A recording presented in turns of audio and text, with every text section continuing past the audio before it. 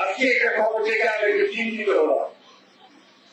খবরটা দেখলাম যে বাংলাদেশের যে উপদেষ্টা, বৈদেশিক উপদেষ্টা তহিদ সাহেব, তিনি বলছেন যে আরাকানদের সঙ্গে যোগাযোগের জন্য আমরা একটা হিউম্যানিটেরিয়ান প্যাসেজ, মানবিক একটা প্যাসেজ আমরা আরাকান দিতে দিচ্ছি। কঠিন কথাটা বোঝানো মুশকিল হচ্ছে না, অর্থাৎ ওখানে যাওয়া যায় না তো। এখন আমাদের বাংলাদেশের এই চিটাগাঙ্গে যদি যাওয়া যায় তাহলে যাওয়া যাবে কি, ওই দেশে ওখানে যাওয়া যাবে, যোগাযোগ করা যাবে। এখন যোগাযোগ করার জন্য তারা এখানে একটা হিউম্যানিটেরিয়ান প্যাসেজ দিচ্ছে। যেমন ব্যাপারটা কি বোঝায় বলে, একটু গাজাতে যুদ্ধ হচ্ছে না, গাজাতে খালি বোমা ফেলতেছে তো আপনার ইসরায়েল, তাই না?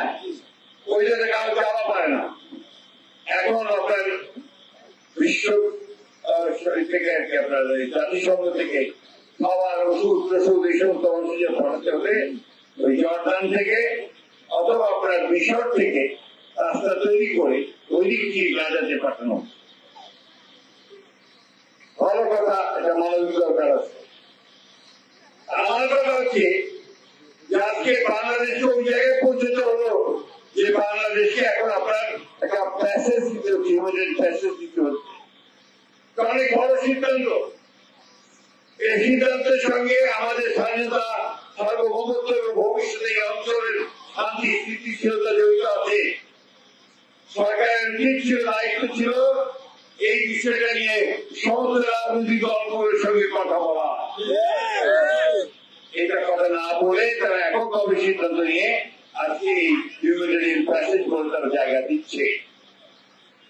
আমাদের মানুষকে সাহায্য করার ব্যাপারে কোন আপত্তি নাই, জাতিসংঘ উদ্যোগ করে তাকে সাহায্য করার ব্যাপারে আপত্তি নাই।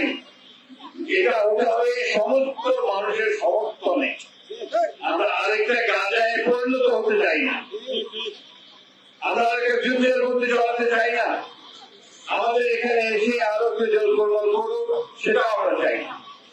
একত্র রোহিঙ্গাকে নিয়ে আমরা বড় সমস্যায় আছি। তারপরে এই মেসেজ আমাদের আরো কোনোভাবে সমস্যা সৃষ্টি হয় সেগুলো আলোচনা করে ব্যবস্থা নিয়ে তারপরে এই দেশে যাওয়া উচিত ছিল বলে